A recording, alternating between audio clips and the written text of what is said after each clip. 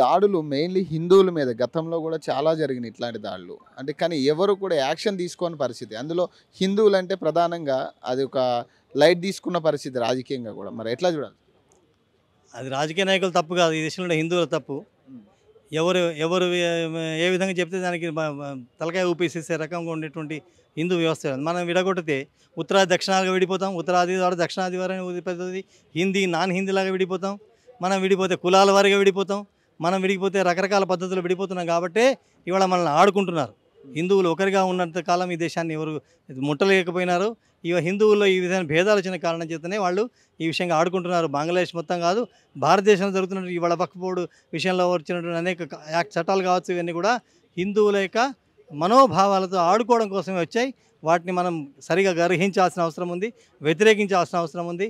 దాంతో హిందువులంతా ఏకమై హిందూ యొక్క శక్తిని ఒకసారి ప్రజల ప్రపంచానికి చూపించాల్సిన అవసరం ఉంది. ఇంకోటండి, ఇంత వెల్ డెవలప్డ్ అవుతున్నాము, అందరూ ఎడ్యుకేటెడ్ అవుతున్నారు. కానీ ఈ టైంలో కూడా అంటే హిందూ, ముస్లిం గానీ లేకపోతే క్రిస్టియన్ గానీ ఈ మతాల పేరు చెప్పుకొని గొడవలు జరుగుతూనే ఉన్నాయంటారా? ఏంటి పరిస్థితి?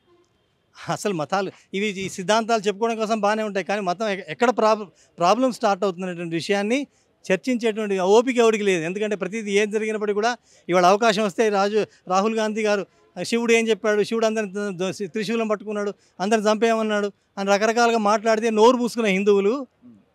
సో ఆ విధంగా ప్రతిదానికి వాళ్ళకి రాజకీయ ఫలితాల కోసం రకరకాల డ్రామాలను వ్యతిరేకించలేని పరిస్థితి ఉన్న కారణంగా ఇవాళ అవన్నీ జరుగుతున్నాయి.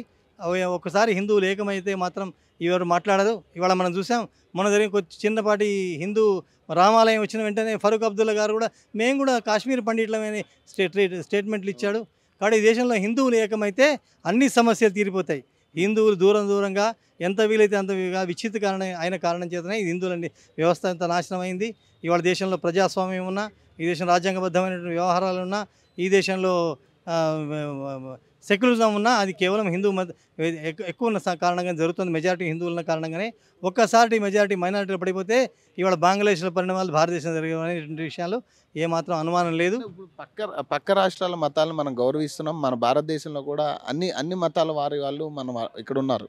కానీ మనం ఏ రోజు కూడా ఎవరి మీద కూడా దాడి చేయని పరిస్థితి. కానీ పక్క దేశాలకు వెళ్తే ఎందుకు హిందువుల మీద దాడులు కానీ ఇట్లాంటివి ఎందుకు జరుగుతున్నాయి? పక్క దేశాలు కాదు, భూమి మెత్తగా ఉంటే మోచేత తవ్వుబుద్ధి అవుతుందని చెప్తారు. గడ్డబారు అవసరం లేదు. కాబట్టి మెత్తగా ఉన్నది హిందువులు. కాబట్టి హిందువుల మీద పడుతున్నారు. సో హిందువులు ఏకమైతే తప్ప ఈ శక్తిని వ్యతిరేకించలేము. కాబట్టి భారతదేశం మీద జరగలేదా? మనకి జరిగే చూసాం కదా. దానికి వ్యతిరేకంగా అనేక ఉద్యమాలు జరిగాయి.